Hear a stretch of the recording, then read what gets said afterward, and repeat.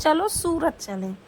तो हम, आप लोगों को पता होगा कि हम अहमदाबाद आ गए थे, और अहमदाबाद आने के बाद हम वहाँ से ही, मैं, दीदी, सब लोग वहाँ से ही सूरत गए भैया के पास। भैया के पास होली खेलने के लिए गए हम लोग, होली मनाने के लिए घर से निकल लिए। और बस स्टैंड पे, क्योंकि हमारी बस की टिकट बुक थी, ट्रेन में टिकट नहीं मिली थी, तो हमने बस में ही रिजर्वेशन करवा लिया था पहले से ही।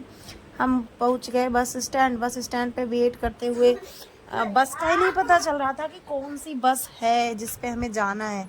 फिर वो जो मैसेज आया था उस पर कॉल करके जीजा जी ने पता किया, तो पता चला कि अच्छा वो सिवाय नाम की कोई बस थी, वो बहुत पीछे लगी हुई थी। फिर हम लोग ढूंढते ढूंढते बस तक पहुँचे, और फिर दीदी प्रत्या को लेके बस पे चढ़ रही थी। बस पे चढ़ गई, सब लोग धीरे धीरे चढ़ रहे थे।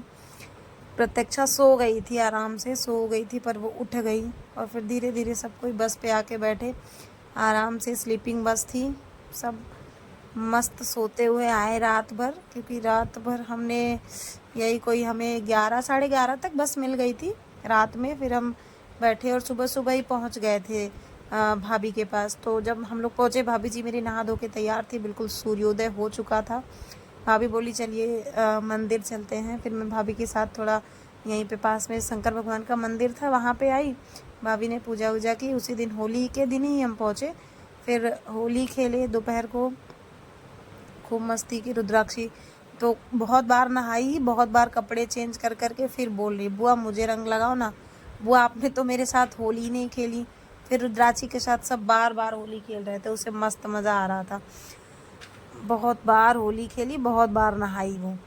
उसके बाद होली ख़त्म हुई। फिर दूसरे दिन हम गए वहाँ पे, सूरत में ये अम्बा माता का मंदिर है, भैया हमें वहाँ लेके गए। हम अम्बा माता के मंदिर गए, बहुत सुकून मिला अम्बा जी का दर्शन करके।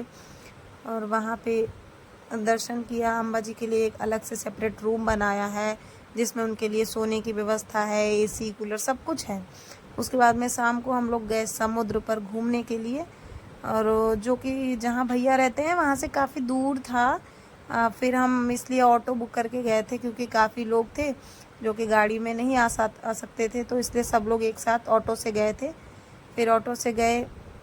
रुद्राक्षी और रोशांक पूरी रास्ते लड़ाई करते हुए बड़ा आफत कर दिया इन दोनों ने। उसके बाद में हम फाइनली पहुंच गए बीच पर। बीच पर पहुंचे, धीरे धीरे जा रहे थे, देखिए आप लोग व्यू यहाँ का।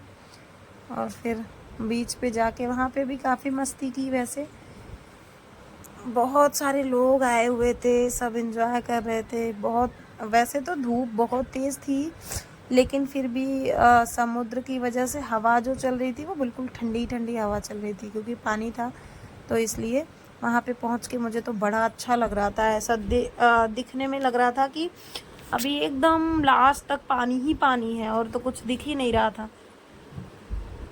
फिर वहाँ पे सबने बहुत एंजॉय किया। प्रत्यक्षा भी बहुत मस्त थी, खूब एंजॉय किया उसने। सारे लोग यहाँ पे बहुत एंजॉय कर रहे थे। आप लोग देखिए, इतनी दोपहर थी, समथिंग 3 बज रहा था मुझे लगता है, उसके बाद भी इतने सारे लोग आए थे। और हमारे बच्चे तो इसमें मस्त मगन हो गए थे, पूरा कुछ कुछ बनाते जा रहे थे। कोई शिवलिंग बना रहा था, तो कोई घर बना रहा था, तो कोई कुछ बना रहा था। कुछ लोग तो, हम लोग इधर से सोच के गए थे कि उधर पे भीगेंगे नहीं, और बच्चों को देखिए अभी ये रोशांक, रुद्राक्षी सब कैसे एकदम से भीग भीग के नहा के एकदम से उसी में ऐसे हो गए। ये देखिए मस्त खेल रहे हैं बच्चे एक दूसरे के ऊपर, उधर की बालू होती है ना उसको फेंक रहे थे, और बड़ा एंजॉय किया इन लोगों ने।